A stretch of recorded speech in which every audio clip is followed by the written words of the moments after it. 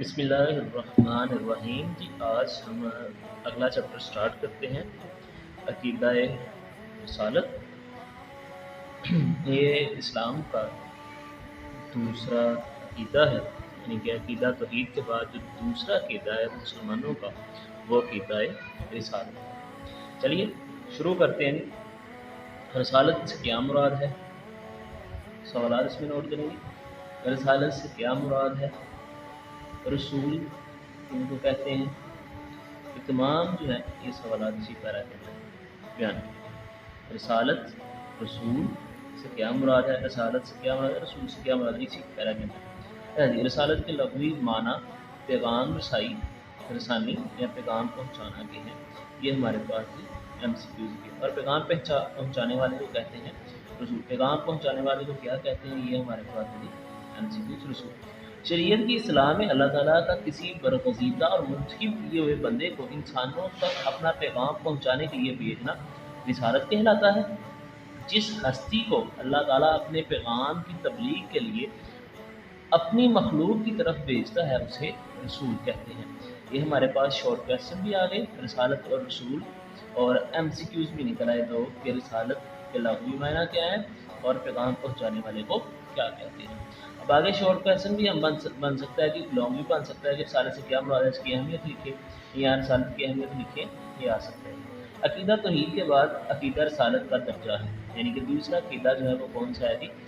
عقیدہ رسالت۔ انبیاء اکرام علیہ السلام، انبیاء کرام علیہ السلام اللہ تعالیٰ اور اس کی مخلوق کے درمیان ہوتے ہیں سفیر۔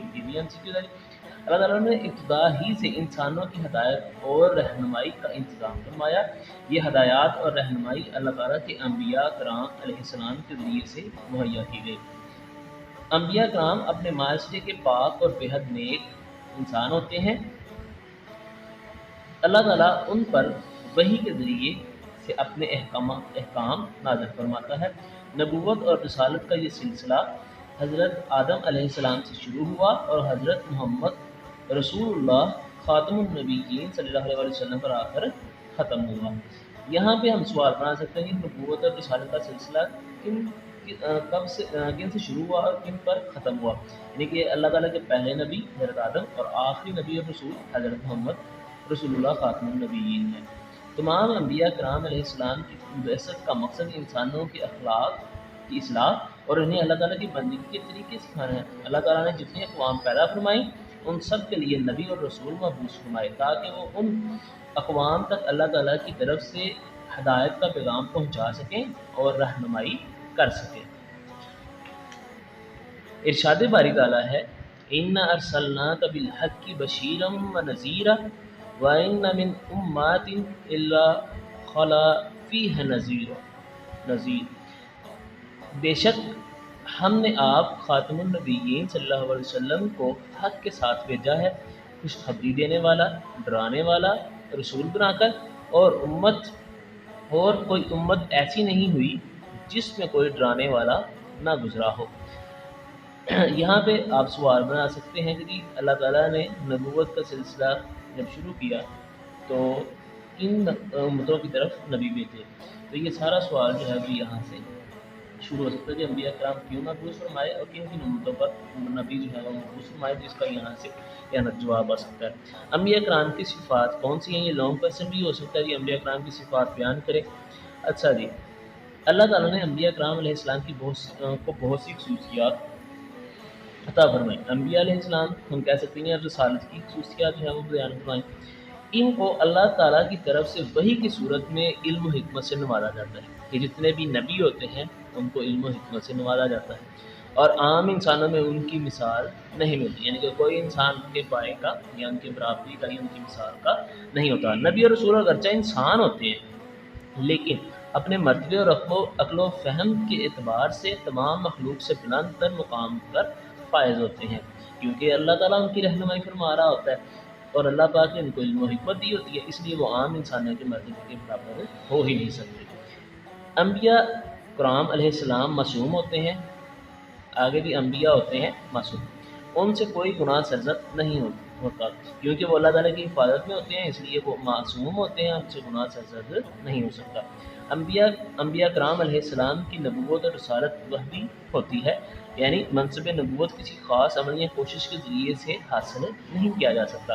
یعنی کہ یہ نہیں ہو سکتا کہ آپ اتنی دیر عبادت کریں، اتنی نمازیں پڑھیں، اتنا کچھ کریں تو پھر آپ کو نبوت اور رسالت مل جائے گی، بلکہ یہ صرف اور صرف اللہ تعالیٰ کی طرف سے، کیونکہ اللہ تعالیٰ کی طرف سے چنے گئے ہوئے لوگ جو ہے وہ ہوتے ہیں، رسول ہوتے ہیں، یا جن کو اللہ پاک منصب عطا کرنا چاہے یہ انہیں کو ملتا ہے، یہ کوشش سے حاصل نہیں کیا جا سکتا۔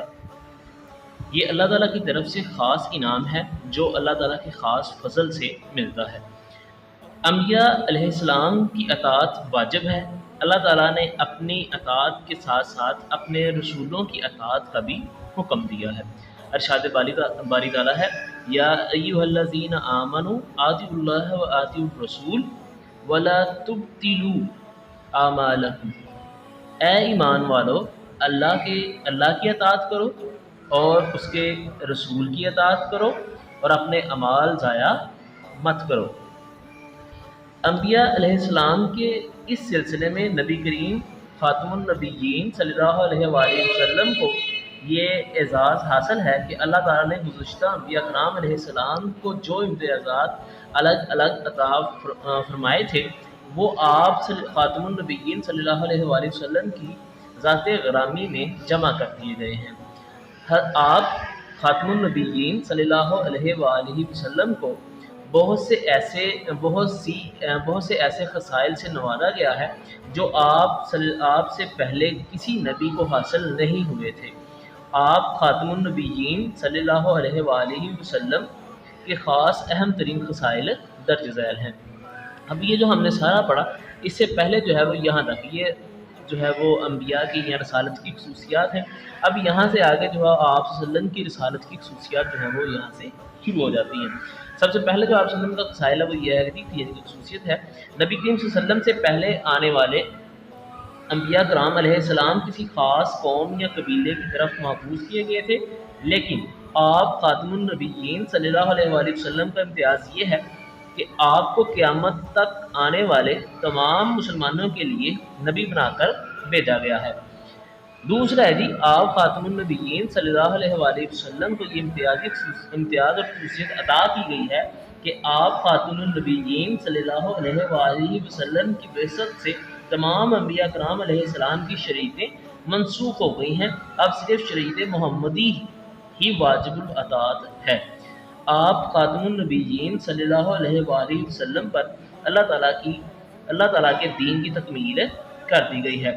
ترجمہ ہے آج کے دن میں نے تمہارے لیے تمہارا دین مکمل کر دیا اور تم پر اپنی نعمت پوری کر دی اور تمہارے لیے اسلام بطور دین پسند کیا۔ یہاں پہ ایک سوال لکھ سکتے ہیں کہ جو ہے وہ اسلام کی یا دین کی تکمیل کے بارے میں اللہ تعالیٰ نے کیا ارشاد فرمایا ہے، یا اس کی آیت لکھیں۔ انبیاء کرام علیہ السلام پر جو کتابیں اور صحائف نازل ہوئے ان کی تعلیمات بالکل مٹ چکی ہیں یا اپنی اصل حالت میں موجود نہیں ہیں، لیکن نبی کریم خاتم النبیین صلی اللہ علیہ وآلہ وسلم پر نازل ہونے والی کتاب قرآن مجید آج بھی اپنی اصل شکل میں موجود ہے۔ خاتم النبیین ختم نبوت جو ہے وہ ہمارے پاس ایک لانگ کویسچن ہے۔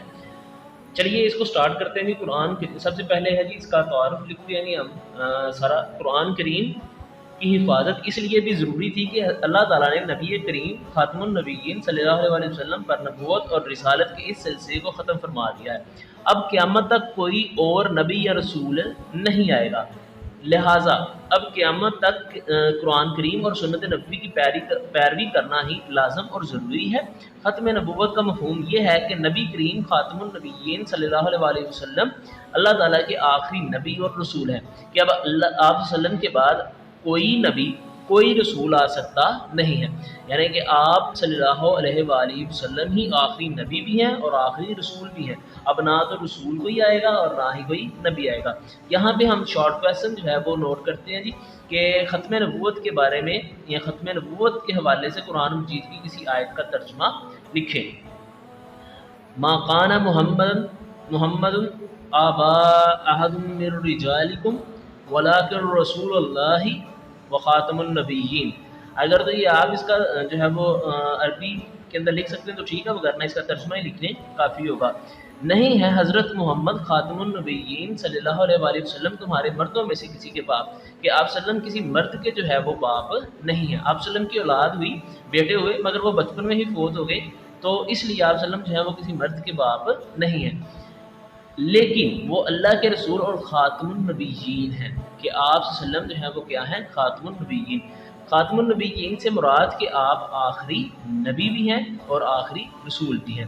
نبی کریم خاتم النبیین صلی اللہ علیہ وسلم نے متعدد احادیث مبارکہ میں اپنے خاتم النبیین ہونے کا اعلان فرمایا اور امت کو یہ بتایا کہ اب میرے بعد کوئی اور نبی نہیں آئے گا۔ آپ صلی اللہ علیہ وسلم نے فرمایا میں آخری نبی ہوں اور میرے بعد کوئی نبی نہیں ہوگا۔ یہاں پہ ہم سوال لکھ سکتے ہیں کہ خاتم النبیین کے حوالے سے یا ختم نبوت کے حوالے سے کوئی حدیث لکھیں۔ آیات و حدیث کی روشنی میں صحابہ کرام رضی اللہ تعالیٰ عنہ اور ان کے بعد امت مسلمہ اس بات پر اجماع ہے، یہ اتفاق ہے اس بات کے اوپر کہ اب قیامت تک حضور اکرم خاتم النبیین صلی اللہ علیہ وسلم کے بعد کوئی نبی یا رسول نہیں آ سکتا۔